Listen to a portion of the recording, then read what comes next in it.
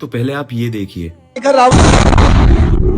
कल शाम दिल्ली के लाल किले मेट्रो स्टेशन के बाहर एक I-20 कार में धमाका होता है और जिसमें ऑफिशियल रिकॉर्ड्स के हिसाब से 8 लोग मारे गए हैं, लेकिन अगर अनऑफिशियल रिकॉर्ड्स की बात करें तो 25 से 30 लोगों की डेथ उसमें हो चुकी है और 50 लोग उसमें घायल हैं। और कल रात तक लोगों पे इसके दो ओपिनियन थे। पहला ओपिनियन ये था कि ये एक टेररिस्ट अटैक ही है और दूसरा ओपिनियन ये था कि भाई उस गाड़ी का CNG सिलेंडर फट गया होगा जिसकी वजह से ये हुआ होगा। और मैं इस चीज को लेके पहले ही सेकंड से श्योर था कि ये एक टेररिस्ट अटैक है। I don't know why, but as of right now Delhi police have registered case under UAPA and explosive substance act. Delhi police और ATS ने कल रात के बॉम्ब ब्लास्ट को टेररिस्ट अटैक घोषित भी कर दिया। हर ब्लास्ट को एग्जीक्यूट करने वाला और कोई नहीं, एक पढ़ा लिखा मुस्लिम उमर मोहम्मद है। अब ये सारी चीजें कोई ओवर द नाइट नहीं हो गई, ये सारी चीजें एक बहुत ही प्लान तरीके से हुई हैं। Let me explain you how.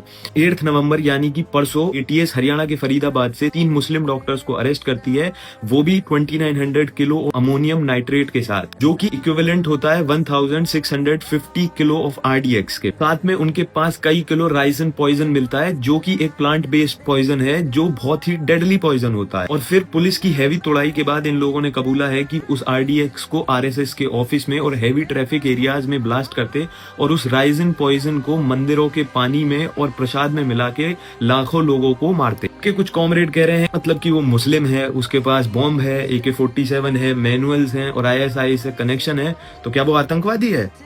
जब भी आतंकवाद, आतंकवादी और बम का नाम इंडिया में आता है तो एक ही कम्युनिटी देश की लगाने में लगी हुई होती है। यहाँ पर सवाल ये है कि 1650 किलो RDX से ये लोग किस किस को उड़ाने वाले थे और अभी इन RDX की खदान और कहां पर हैं।